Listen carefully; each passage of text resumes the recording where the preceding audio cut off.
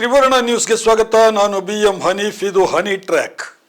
ಸ್ನೇಹಿತರೆ, ಮೋಹನ್ ಭಾಗವತ್ ಮತ್ತೆ ಸುದ್ದಿಯಲ್ಲಿದ್ದಾರೆ. ರಾಷ್ಟ್ರೀಯ ಸ್ವಯಂ ಸೇವಕ ಸಂಘದ RSS ಇದರ ಮುಖ್ಯಸ್ಥ ಮೋಹನ್ ಭಾಗವತ್ ಹೇಳಿಕೆ ಈಗ ಪತ್ರಿಕೆಗಳ ಫ್ರಂಟ್ ಪೇಜ್ ಅಲ್ಲೇ ಬರ್ತವೆ. He is A very important person in India now. ಕೆಲವೊಮ್ಮೆ ಪ್ರಧಾನಿ ನರೇಂದ್ರ ಮೋದಿ ಅವರ ಸುದ್ದಿಗಿಂತಲೂ ಹೆಚ್ಚಾಗಿ ಮೋಹನ್ ಭಾಗವತ್ ಅವರ ಸುದ್ದಿಗಳೇ ಪ್ರಚಾರ ಪಡೀತವೆ. ಕೇಂದ್ರ ಸರ್ಕಾರ ನಡೆಸ್ತಾ ಇರೋ ಬಿಜೆಪಿಯ ಜುಟ್ಟು RSS ಮುಖ್ಯಸ್ಥರ ಕೈಯಲ್ಲೇ ಇರೋದ್ರಿಂದ ಇದು ಸಹಜವೂ ಹೌದು. ಅನ್ರಿಜಿಸ್ಟರ್ಡ್ ಸಂಘಟನೆಯಾದಂತಹ RSS ರಿಜಿಸ್ಟರ್ಡ್ ರಾಜಕೀಯ ಪಕ್ಷವಾದಂತಹ ಬಿಜೆಪಿಯನ್ನ ನಿಯಂತ್ರಿಸ್ತಾ ಇರೋದು ಎಲ್ರಿಗೂ ಗೊತ್ತಿರೋ ಸಂಗತಿ. ನೀವು ಒಪ್ಪಿ ಅಥವಾ ಬಿಡಿ, this is the real fact. ಇರಲಿ, ಈಗ ಮುಖ್ಯ ವಿಷಯಕ್ಕೆ ಬರೋಣ. ಮುಂಬೈಯಲ್ಲಿ ಮೊನ್ನೆ RSSನ ಶತಾಬ್ದಿ ಕಾರ್ಯಕ್ರಮದಲ್ಲಿ ಮೋಹನ್ ಭಾಗವತ್ ಮಾತಾಡಿದ್ದಾರೆ. ನನಗೆ 75 ವರ್ಷ ವಯಸ್ಸಾಗಿದೆ. 75 ವರ್ಷದ ಬಳಿಕ ಯಾವುದೇ ಹುದ್ದೆಯನ್ನು ವಹಿಸಿಕೊಳ್ಳಬಾರದು ಅಂತ RSSನ ನಿಯಮ ಇದೆ. ನನಗೆ 75 ವರ್ಷ ಆಗಿರೋದನ್ನ RSSಗೆ ಹೇಳಿದ್ದೇನೆ. ಆದರೆ ನೀವೇ ಮುಂದುವರಿಯಿರಿ ಅಂತ RSSನವರು ಹೇಳಿದ್ದಾರೆ. ಸಂಘ ಬಯಸಿದ್ರೆ ನಾನು ಕೆಳಗಿಳಿತೇನೆ ಅಂತ ಭಾಗವತ್ ಅವರು ಹೇಳಿದ್ದಾರೆ. ಜೊತೆಗೆ ಇನ್ನೊಂದು ಮುಖ್ಯ ವಿಷಯವನ್ನು ಕೂಡ ಅವರು ಪ್ರಸ್ತಾಪಿಸಿದ್ದಾರೆ. RSS ಮುಖ್ಯಸ್ಥರ ಹುದ್ದೆಗೆ ಜಾತಿ ಭೇದ ಇಲ್ಲ, ಬ್ರಾಹ್ಮಣರೇ ಆಗಬೇಕು ಅಂತ ಇಲ್ಲ. SC/ST ಸಮುದಾಯದವರು ಕೂಡ RSS ಚೀಫ್ ಆಗಬಹುದು. ಆದರೆ ಅದಕ್ಕಾಗಿ ಚುನಾವಣೆ ನಡೆಯೋದಿಲ್ಲ. RSS ಪ್ರಮುಖರೇ ಸೇರಿ ಆಯ್ಕೆಯನ್ನ ಮಾಡ್ತಾರೆ ಅಂತ ಭಾಗವತ್ ಹೇಳಿದ್ದಾರೆ. ಈಗ ಖುದ್ದು ಭಾಗವತ್ ಅವರೇ ನಿವೃತ್ತಿಯ ಕುರಿತು ಹೇಳಿರೋದ್ರಿಂದ ಇಲ್ಲಿ ಹಲವು ಇಂಟ್ರೆಸ್ಟಿಂಗ್ ಪ್ರಶ್ನೆಗಳು ಕೇಳಿ ಬರ್ತಾ ಇವೆ. ಮೋಹನ್ ಭಾಗವತ್ ಇನ್ನೂ ಎಷ್ಟು ವರ್ಷ ಕಾಲ RSS ಮುಖ್ಯಸ್ಥರಾಗಿ ಉಳ್ಕೋತಾರೆ? ಅವರೇನಾದ್ರೂ ಕೆಳಗಿಳಿದ್ರೆ ಮತ್ತೆ ಬ್ರಾಹ್ಮಣರೇ RSS ಚೀಫ್ ಆಗ್ತಾರಾ? ಅಥವಾ ಜಾತಿಯ ಕಟ್ಟುಪಾಡುಗಳನ್ನು ಮೀರಿ SC/ST ಸಮುದಾಯದ ಯಾರಾದ್ರೂ RSS ಚೀಫ್ ಆಗೋ ಸಾಧ್ಯತೆ ಇದೆಯಾ? ಬ್ರಾಹ್ಮಣರೇ ಮತ್ತೆ ಚೀಫ್ ಆಗೋದಾದ್ರೆ ಕರ್ನಾಟಕದ ಯಾರಿಗಾದ್ರೂ ಚಾನ್ಸ್ ಸಿಗುತ್ತಾ? ಅಥವಾ ಮಹಾರಾಷ್ಟ್ರದವರೇ ಸೂಪರ್ ಕಂಟ್ರೋಲ್ ಅನ್ನ ತಮ್ಮ ಕೈಯಲ್ಲಿ ಇಟ್ಕೋತಾರ? RSS ಚೀಫ್ ಅನ್ನ ನಿಜಕ್ಕೂ ಆಯ್ಕೆ ಮಾಡೋರು ಯಾರು? ಪ್ರಧಾನಿ ನರೇಂದ್ರ ಮೋದಿ ಏನಾದರೂ ಇದರಲ್ಲಿ ಇಂಟರ್ಫಿಯರ್ ಆಗೋದಕ್ಕೆ ಅವಕಾಶ ಇದೆಯಾ? ಈ ಎಲ್ಲ ಪ್ರಶ್ನೆಗಳಿಗೆ ಉತ್ತರ ಹೇಳ್ತೀನಿ. ಅದಕ್ಕೂ ಮುನ್ನ ಒಂದು ಮನವಿ, ನೀವಿನ್ನೂ ನಮ್ಮ ಚಾನೆಲ್ಗೆ ಸಬ್ಸ್ಕ್ರೈಬ್ ಆಗಿಲ್ಲ ಎಂದಾದಲ್ಲಿ ಈಗಲೇ ಸಬ್ಸ್ಕ್ರೈಬ್ ಆಗಿ ಈ ವಿಡಿಯೋವನ್ನು ಕೊನೆ ತನಕ ನೋಡಿ.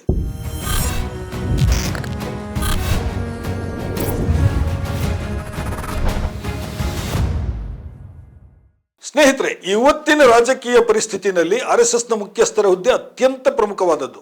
ಯಾಕೆಂದ್ರೆ ಕೇಂದ್ರದಲ್ಲಿ ಸರ್ಕಾರ ನಡೆಸ್ತಾ ಇರುವಂತಹ ಬಿಜೆಪಿಯನ್ನ ನಿಯಂತ್ರಿಸ್ತಾ ಇರೋ ಅಧಿಕಾರ ಇರುವ ಹುದ್ದೆ ಅದು. ಈ ಅಧಿಕಾರ ಕೊಟ್ಟವರು ಯಾರು ಅಂತ ನೀವು ಕೇಳಿದ್ರೆ ನನ್ನಲ್ಲಿ ಅದಕ್ಕೆ ಉತ್ತರ ಇಲ್ಲ. ಯಾಕೆಂತ ಹೇಳಿದ್ರೆ RSS ನಮ್ಮ ದೇಶದ ಸಂವಿಧಾನದ ಅಥವಾ ಕಾನೂನಿನ ವ್ಯಾಪ್ತಿಯಲ್ಲಿ ಬರೋದಿಲ್ಲ. ಅವರ ಇಂಟರ್ನಲ್ ಸಂವಿಧಾನ ಬೇರೆಯೇ ಇದೆ. ಭಾರತದಲ್ಲಿ ಎಲ್ಲ ಸಂಸ್ಥೆಗಳು ಸಂಘಗಳು ಕೂಡ ಸೊಸೈಟಿ ಆಕ್ಟ್ ಪ್ರಕಾರ ಕಡ್ಡಾಯವಾಗಿ ರಿಜಿಸ್ಟರ್ ಆಗಬೇಕು. ಆದರೆ RSS ಆಗೋದಿಲ್ಲ. RSS ರಿಜಿಸ್ಟರ್ ಸಂಸ್ಥೆ ಅಲ್ಲವಾಗಿರೋದ್ರಿಂದ ಸರ್ಕಾರದ ನಿಯಂತ್ರಣದಲ್ಲಿ ಅದು ಇಲ್ಲ. ಸ್ವತಃ ಭಾಗವತ್ ಅವರೇ ಹಿಂದೆ ಹೇಳಿರೋ ಪ್ರಕಾರ RSS ಒಂದು ದೇಶಭಕ್ತ ಜನರ ಗುಂಪು. ಇರ್ಲಿ, ಇದು ಬೇರೆ ಚರ್ಚೆಯ ಪ್ರಶ್ನೆ. ನಾವೀಗ ವಿಡಿಯೋದ ಮುಖ್ಯ ಪ್ರಶ್ನೆಗಳಿಗೆ ಬರೋಣ. ಈ ಪ್ರಶ್ನೆಗಳಿಗೆ ಉತ್ತರ ಸಿಗಬೇಕಾದ್ರೆ RSS ಅಧಿಕಾರ ಕೇಂದ್ರದ ಸ್ಟ್ರಕ್ಚರ್ ಅನ್ನು ನಾವು ಸ್ವಲ್ಪ ಅರ್ಥ ಮಾಡ್ಕೋಬೇಕು.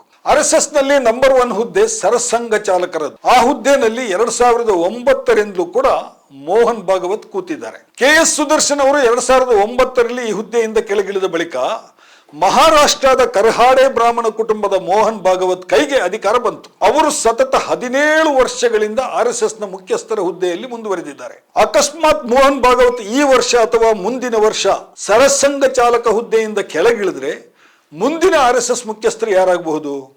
ಬ್ರಾಹ್ಮಣರೇ ಆಗ್ತಾರಾ?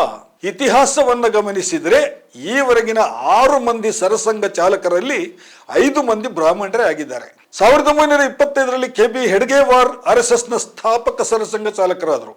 ಇವರು ಮಹಾರಾಷ್ಟ್ರದ ದೇಶಸ್ಥ ಬ್ರಾಹ್ಮಣರು. ಬಳಿಕ 1940ರಲ್ಲಿ MS ಗೋಲ್ವಾಲ್ಕರ್ ಬಂದರು. ಅವರು ಸುದೀರ್ಘ 33 ವರ್ಷಗಳ ಕಾಲ, ಅಂದ್ರೆ 1940ರಿಂದ 1973ರವರೆಗೂ ಕೂಡ RSS ಚೀಫ್ ಆಗಿ ಕಾರ್ಯನಿರ್ವಹಿಸಿದ್ದಾರೆ. ಅವರು ಕೂಡ ಮಹಾರಾಷ್ಟ್ರದ ಕರ್ಹಾಡೆ ಬ್ರಾಹ್ಮಣರು. ಆ ಬಳಿಕ 1973ರಲ್ಲಿ ಅಧಿಕಾರ ವಹಿಸಿಕೊಂಡದ್ದು ಬ್ರಾಹ್ಮಣರೇ ಆದಂತಹ ಬಾಳಾಸಾಹೇಬ್ ದೇವರಸ್.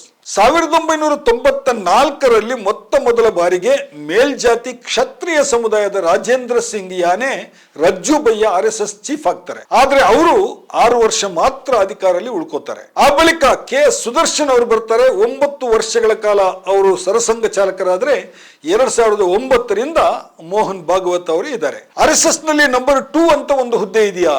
ಆ ಹುದ್ದೆನಲ್ಲಿ ಇರೋರು ಯಾರು?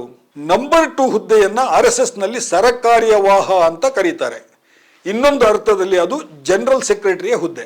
ಆ ಹುದ್ದೆಯಲ್ಲಿ ಈಗ ಇರೋರು ಕರ್ನಾಟಕದ ಬ್ರಾಹ್ಮಣ ಸಮುದಾಯದ ದತ್ತಾತ್ರೇಯ ಹೊಸಬಾಳೆ. 2021ರಲ್ಲಿ ಈ ಹುದ್ದೆಗೆ ಬಂದಂತಹ ದತ್ತಾತ್ರೇಯ ಹೊಸಬಾಳೆ ಅವರು 3 ವರ್ಷದ ಟರ್ಮ್ ಮುಗಿಸಿದ ನಂತರ 2024ರಲ್ಲಿ ಮತ್ತೆ ಅದೇ ಹುದ್ದೆಗೆ ಆಯ್ಕೆಯಾಗಿದ್ದಾರೆ. ಅವರ ಅಧಿಕಾರದ ಅವಧಿ 2027ರವರೆಗೂ ಇದೆ. ಈ ಹಿಂದೆ ಸರಕಾರ್ಯವಾಹ ಆಗಿ ಕೆಲಸ ಮಾಡಿದ್ದ ಇಬ್ಬರು ಮಾತ್ರ, ಅಂದ್ರೆ ಗೋಲ್ವಾಲ್ಕರ್ ಮತ್ತು ಬಾಳಾ ಸಾಹೇಬ್ ದೇವರಸ್ ಮಾತ್ರ ಅಲ್ಲಿಂದ ಬಡ್ತಿ ಪಡೆದು ನಂಬರ್ 1 ಸ್ಥಾನಕ್ಕೆ ಅಂದ್ರೆ ಸರಸಂಘ ಚಾಲಕ ಹುದ್ದೆಗೆ ಬಂದಿದ್ದಾರೆ. ಹಾಗಾಗಿ ಈಗ ಭಾಗವತ್ ಹುದ್ದೆಯಿಂದ ಕೆಳಗಿಳಿದ್ರೆ ದತ್ತಾತ್ರೇಯ ಹೊಸಬಾಳೆ ನಂಬರ್ 1 ಆಗ್ತಾರ ಅನ್ನುವಂತಹ ಪ್ರಶ್ನೆ ಎಲ್ಲರ ಮುಂದೆ ಇದೆ. RSS ನ ಹಿಸ್ಟ್ರಿಯನ್ನ ನೋಡಿದ್ರೆ ಹೊಸಬಾಳೆ ಆಗಲೂಬಹುದು ಅಥವಾ ಆಗದೇ ಇರಲೂಬಹುದು, ಗ್ಯಾರಂಟಿ ಇಲ್ಲ. ನಂಬರ್ 2 ಬಳಿಕ ಇರುವ ನಂಬರ್ 3 ಹುದ್ದೆಯ ಹೆಸರು ಸಹ ಕಾರ್ಯವಾಹ, ಅಂದ್ರೆ ನಮ್ಮ ಅನುಕೂಲಕ್ಕೆ ನಾವು ಜಾಯಿಂಟ್ ಜನರಲ್ ಸೆಕ್ರೆಟರೀಸ್ ಅಂತ ಹೇಳ್ಬಹುದು. ಈ ಹುದ್ದೆನಲ್ಲಿ ಈಗ ಒಟ್ಟು 6 ಮಂದಿ ಇದ್ದಾರೆ. ಇದರಲ್ಲಿ ಮೊದಲನೇ ಅವರು ಉತ್ತರ ಭಾರತದ ಕೃಷ್ಣ ಗೋಪಾಲ, ಎರಡನೇ ಅವರು ಕರ್ನಾಟಕದ CR ಮುಕುಂದ.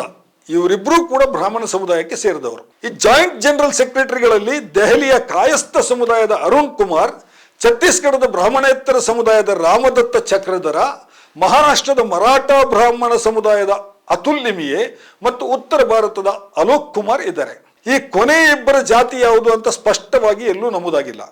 ಉತ್ತರದಲ್ಲಿ ಕಾಯಸ್ಥ ಅನ್ನುವಂತಹ ಜಾತಿ ಅದು ಬ್ರಾಹ್ಮಣರು ಆಗಬಹುದು, ರಜಪೂತರು ಆಗಬಹುದು ಅಥವಾ ವೈಶ್ಯರು ಆಗಬಹುದು. RSS ಯಾವತ್ತೂ ಜಾತಿಗೆ ಪ್ರಾಮುಖ್ಯತೆ ಕೊಡೋದಿಲ್ಲ. ಹಾಗಾಗಿ ಅವರನ್ನ ಆಯ್ಕೆ ಮಾಡುವಾಗ ಜಾತಿಯ ಹೆಸರಲ್ಲಿ ಆಯ್ಕೆ ಮಾಡೋದಿಲ್ಲ. ಏನಿದ್ರೂ ಅವರ ಸರ್ವಿಸ್ ನೋಡಿ ನಾವು ಆಯ್ಕೆ ಮಾಡ್ತೀವಿ ಅಂತ RSS ನ ಪ್ರಮುಖರು ಸದಾ ಹೇಳ್ತಾ ಇರ್ತಾರೆ. ಹಾಗಿದ್ರೆ ದೊಡ್ಡ ಸಂಖ್ಯೆಯಲ್ಲಿ ಈ ಹುದ್ದೆಗೆ ಇದುವರೆಗೆ ಬ್ರಾಹ್ಮಣರೇ ಏಕೆ ಆಯ್ಕೆಯಾಗಿದ್ದಾರೆ ಅಂತ ಕೇಳಿದ್ರೆ ಮತ್ತೆ ಅದೇ ಸರ್ವಿಸ್, ಸೇವೆಯ ಕಾರಣದಿಂದ ಅನ್ನುವಂತಹ ಉತ್ತರ ಬರುತ್ತೆ. ಈ ಉತ್ತರ ಎಷ್ಟರ ಮಟ್ಟಿಗೆ ಸರಿ ಅನ್ನೋದನ್ನ ನಾನು ನಿಮ್ಮ ವಿವೇಚನೆಗೆ ಬಿಡ್ತೇನೆ. ಈಗ ಮೋಹನ್ ಭಾಗವತ್ ಅವರು ಹೇಳಿದಂತಹ ಇನ್ನೊಂದು ಡೈಲಾಗ್ ಇದೆಯಲ್ಲ, ಆ ಪ್ರಶ್ನೆಗೆ ಬರೋಣ. RSS ಮುಖ್ಯಸ್ಥರ ಹುದ್ದೆ ಬ್ರಾಹ್ಮಣರಿಗೆ ಮೀಸಲಾಗಿಲ್ಲ, ಪರಿಶಿಷ್ಟ ಜಾತಿಯವರೂ ಆಗಬಹುದು ಅನ್ನುವಂತಹ ಅವರ ಡೈಲಾಗ್ ಬಗ್ಗೆ ಸ್ವಲ್ಪ ಪರಿಶೀಲನೆ ಮಾಡೋಣ. RSS ನ ನಂಬರ್ 1 ಮುಖ್ಯಸ್ಥರನ್ನ ಅಂದ್ರೆ ಸರಸಂಘ ಚಾಲಕರನ್ನ ಆಯ್ಕೆ ಮಾಡೋರು ಯಾರು? ಅದೇ ರೀತಿ ಜನರಲ್ ಸೆಕ್ರೆಟರಿಗಳನ್ನ, ಜಾಯಿಂಟ್ ಜನರಲ್ ಸೆಕ್ರೆಟರಿಗಳನ್ನ ಆಯ್ಕೆ ಮಾಡೋರು ಯಾರು? ಇದು ಬಹಳ ಇಂಟ್ರೆಸ್ಟಿಂಗ್ ವಿಷಯ. RSS ನಲ್ಲಿ ಒಂದು ರಾಷ್ಟ್ರ ಮಟ್ಟದ ಪ್ರತಿನಿಧಿ ಸಭಾ ಇದೆ. ಇದರಲ್ಲಿ ಸುಮಾರು 1500ರಿಂದ 1600 ಜನ ಪ್ರತಿನಿಧಿಗಳು ಇದ್ದಾರೆ. ಇವರೆಲ್ಲ ಯಾವ ಜಾತಿಗೆ ಸೇರಿದವರು ಅಂತ ನಾವು ಸ್ಪಷ್ಟವಾಗಿ ಬೇರೆ ಬಿಡಿಸಿ ಹೇಳಬೇಕಾಗಿಲ್ಲ. ಇವರೆಲ್ಲ ಸೇರಿ RSS ನ ನಂಬರ್ 2 ಅಂದ್ರೆ ಜನರಲ್ ಸೆಕ್ರೆಟರಿಯನ್ನ ಆಯ್ಕೆ ಮಾಡ್ತಾರೆ. ದತ್ತಾತ್ರೇಯ ಹೊಸಬಾಳೆ ಆಯ್ಕೆ ಆಗಿರೋದು ಹೀಗೆಯೇ. ಆ ಬಳಿಕ ಈ ಜನರಲ್ ಸೆಕ್ರೆಟರಿ ಅವರು 6 ಮಂದಿ ಜಾಯಿಂಟ್ ಜನರಲ್ ಸೆಕ್ರೆಟರಿಗಳನ್ನ ನೇಮಕ ಮಾಡ್ತಾರೆ. ಹಾಗೆ ಮಾಡುವಾಗ ಈ ಪ್ರತಿನಿಧಿಗಳ ಸಭೆ ಮತ್ತು ಮುಖ್ಯಸ್ಥರು ಯಾರಿದ್ದಾರೆ ಸರಸಂಘ ಚಾಲಕರು ಅವರ ಸೂಚನೆಯನ್ನು ಪಡೆದುಕೊಳ್ತಾರೆ. ಈಗ ಭಾಗವತ್ ಉತ್ತರಾಧಿಕಾರಿಯ ಪ್ರಶ್ನೆಗೆ ಬರೋಣ. ನನಗನ್ಸುತ್ತೆ ಬಹುಶಃ ಭಾಗವತ್ ಇನ್ನೂ 1 ವರ್ಷ ಅದೇ ಹುದ್ದೆಯಲ್ಲಿ ಇರಬಹುದು, ಅಥವಾ RSS ನ ಪದ್ಧತಿಯಂತೆ ಆರೋಗ್ಯ ಚೆನ್ನಾಗಿರುವವರೆಗೂ ಅಥವಾ ಸಾಯುವವರೆಗೂ ಅವರೇ ಮುಂದುವರಿಬಹುದು. RSS ನ 75 ವರ್ಷ ಅನ್ನೋ ಏಜ್ ಲಿಮಿಟ್ ಎಲ್ರಿಗೂ ಅಪ್ಲೈ ಆಗಬೇಕಂತ ಹೇಳಿ ಏನೂ ಇಲ್ಲ. ಹೆಡ್ಗೇವಾರ್ 51 ವರ್ಷ ಬದುಕಿದ್ರು ಮತ್ತು ಗೋಲ್ವಾಲ್ಕರ್ 67 ವರ್ಷ ಬದುಕಿದ್ರು. ಆದ್ರೆ ಇವರಿಬ್ಬರು ಕೂಡ ಸಾಯೋವರೆಗೂ RSS ಚೀಫ್ ಆಗಿ ಕೆಲಸ ಮಾಡಿದ್ದಾರೆ. ರಜ್ಜು ಭಯ್ಯ 78ನೇ ವಯಸ್ಸಿನಲ್ಲಿ ರಿಟೈರ್ಡ್ ಆದ್ರೆ ಸುದರ್ಶನ್ ಅವರು ಕೂಡ 78ನೇ ವಯಸ್ಸಿನಲ್ಲಿ ಹುದ್ದೆ ಬಿಟ್ಟರು. ಆದ್ರೆ ಅವರು ಹುದ್ದೆ ಬಿಡೋದಕ್ಕೆ ಅವರ ತೀವ್ರ ಅನಾರೋಗ್ಯ ಕಾರಣವಾಗಿತ್ತು. ಬಾಳಾ ಸಾಹೇಬ್ ದೇವರಸ್ ಕೂಡ 78 ವರ್ಷದವರೆಗೆ RSS ಚೀಫ್ ಆಗಿ ಕೆಲಸ ಮಾಡಿದ್ದಾರೆ.